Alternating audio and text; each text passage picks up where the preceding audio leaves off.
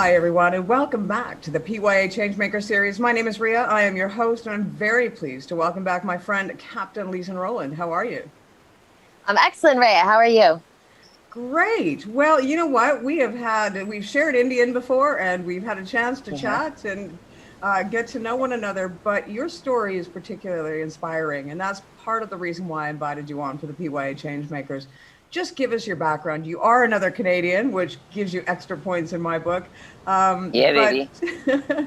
give us your story from the beginning up until you decided you wanted to become a captain. My story from the beginning. What a tale it's been. What a journey. um, so I was born in the Toronto area. I grew up primarily in the foster care system. For those who may not be familiar, as I've become quite aware, there's a lot of people who aren't. The foster care system is a governmental system in place to provide volunteer care worker or caregivers, sorry, for youth and children who don't have families who are able to care for them. So it was a really, really hard way to grow up. Um, I mean, it's very kind of transient in a place where it's really difficult to sort of figure out who you are and who you want to be without being in crisis. So after a number of years in a number of different homes that I spent my youth in, I moved out on my own at 15. And those definitely provided for some pretty tumultuous years for me. I struggled with a lot of different things. I mean, from homelessness and addiction to just really, really severe depression.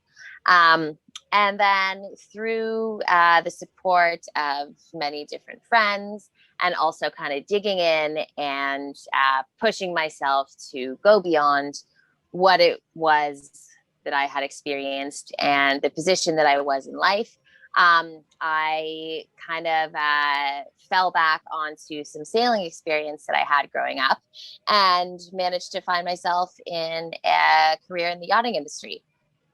So I had actually moved out to Halifax on the east coast of Canada and chased down a job on a tall ship, which then provided me some opportunity to work on a tall ship abroad. And then, I mean, with this industry, we all know once you get your foot in the door, that's the step of a pretty incredible journey. Well, part of the reason you're a perfect change maker is not only did you take your own adversity as a child and get to where you are today, because even those that come from the most privileged background, it's hard graft to get yourself to the captain's chair. It's hard graft, period, wherever you Yeah. come from. But to overcome the adversities that you've overcome in order to make it this far, what you're doing though now as well is something that sets you apart from the rest. You are giving back. You have plans on setting the world afire and helping others get the same sort of opportunities that you have. Can you tell us a bit about that? Absolutely. And also to touch on the concept of overcoming adversity. I mean, one of my biggest mantras in life has always been that if you like who you are, then every moment of it's been worth it. And so I worked really, really hard to like who I am. And I'm at a point in my life now where the strength that I feel from having overcome that adversity and having kind of started at the bottom, now I'm here sort of thing. It's kind of it's provided me with this really um, kind of comfort in knowing that nothing can break me. Um, which is what I'd like to then go and carry forward through our Team Ocean Grown project. So myself and my partner, Nini Champion, we're actually going to be rowing across the Atlantic Ocean from Spain to Antigua in December 2022. We're taking part in the Talisker Whiskey Atlantic Challenge. Well, that's, I mean, a complete crazy cool undertaking in itself. We've actually decided to take things a step further and to raise funds to create a maritime education grant for youth who have aged out of the foster care system to provide them with maybe the same sort of opportunities that I found. And is this just going to be for Canada, or is this going to be worldwide, or are you going to start with Canada and hopefully take it worldwide? Where do you see this going? I think it'll start in Canada because Nova Scotia, where I was born in Toronto, but Nova Scotia is really where my home is. It has a very rich nautical industry. So kind of keeping it localized there, I think, will allow us to really focus and build a program into exactly what it is that we want. And then, of course, I would love to take it worldwide. I've got a pretty take over the world mindset. So. Well, obviously, I mean, having come from where you've come from and now where you are, I mean, where are you in the world right now, for example? Right now, actually, I am anchored in Ormuz Beach in Mykonos. We had actually planned when we scheduled this, I was going to be in Switzerland on holiday, but welcome to the yachting business. We had a last minute charter. So Mykonos, here I am.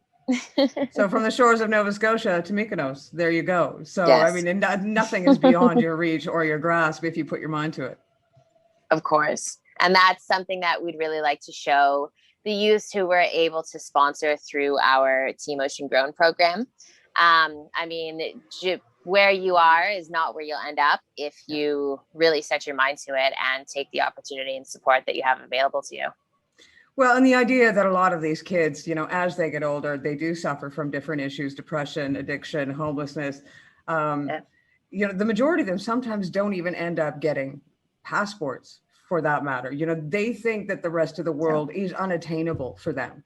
So what you're doing is really opening up the world for a whole pile of kids that possibly never would have had that opportunity.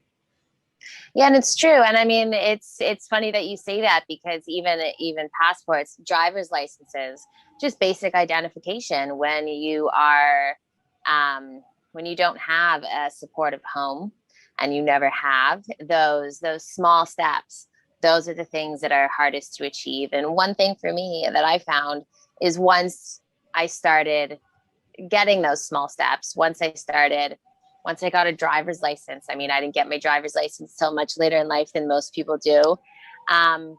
Once you start and once you get your feet under you, you'd be amazed at where it can take you. I mean, you'll end up in Mykonos. That's right. Well, and every small step leads, you know, you climb a mountain one step at a time. And, you know, you're not going to take giant leaps to get to the top of the mountain in a second. It takes some work, but you know, in your case, really obviously it's well worth it. So you know what, I thank you ever so much for your time, because I do know you're on charter. But I'm going to provide all of that information, not only the charity, but as well the information in regards to your row, and you know, anything that anybody can do, your personal contacts on LinkedIn, if people want to get in touch with you, to, you know, help you along your journey and help others along the journey as well.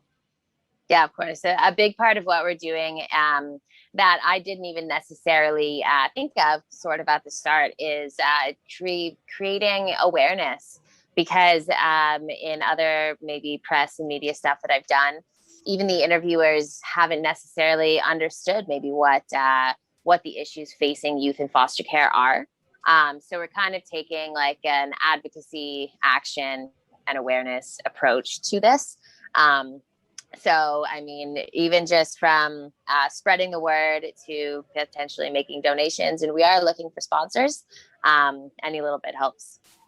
Well, and you know, it's funny you say that, because it just really does highlight the disparity that we see between when you look at the yachting industry. It is, generally speaking, the wealthier tend to get into the yachting industry. And those that are poor don't even get the opportunity. They don't even know that this industry exists. So when you are doing an interview, something like foster care, what would somebody in the yachting industry really truly know? You know, the general population really truly know what foster care is, because that's a foreign concept. And it's a shame that we have to see that highlighted, but it is reality and it is fact. And there's a whole segment of the population around the world that is missing out on something that I have seen have the most positive effects on people in their lives. And that is the maritime industry, whether it be sailing, whether it be motor yachts, whether it be tall ships. It has a massively, massively positive impact on people's lives. And it's really great to see that we're going to be able to give a whole new generation of children in Canada at this stage the opportunity to experience that. Absolutely. I'm so thrilled, and I've never been so proud of anything in my entire life. That's amazing. Well, as I said, we'll provide all of her information. Captain Lisa Rowland, I really do appreciate your time, and I'm going to let you go back to your charter. Thanks so much, Rhea. We'll speak soon. Thanks again. You've been watching another edition of PYA Changemaker series. My name is Rhea. I have been your host. We'll see you again next time.